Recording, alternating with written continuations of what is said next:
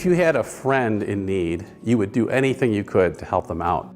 That principle applies to churches too. When there's a church that's struggling or in need, we have found it very beneficial for another church to come alongside and encourage them and strengthen them and lend a hand in ways that can help that church. We call this church partnerships.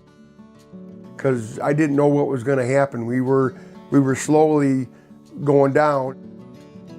Last year, we were able to partner with the Dansville Church when they were going through a pastoral transition. And I was able to be a part of discussions with our leadership team and even the candidate for the ministry there. So when I came here, they were averaging about 30 to 40 people, and today we had 98 people. So it's just really exciting to see how God is renewing and reviving this church. This past year, since our partnership and since Pastor Colleen came, the joy and excitement is really high. A lot of the new people have become involved, taking ownership of different areas. It's very, very exciting.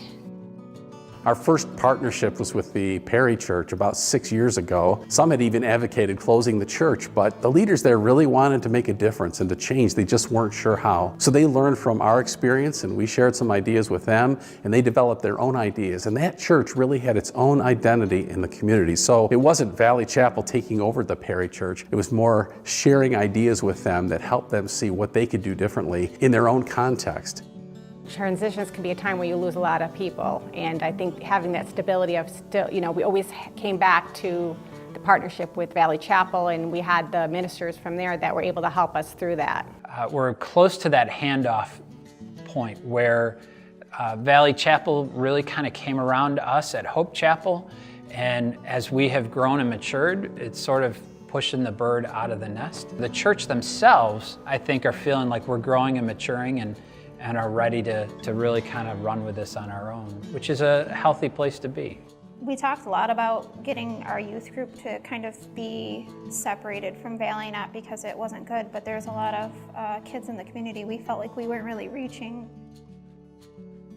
Being a new pastor, it's a little scary coming in. It's been so wonderful to have Pastor Todd and Pastor Mike, who have been pastoring a while, to be able to share their gifts with me, share their resources with me.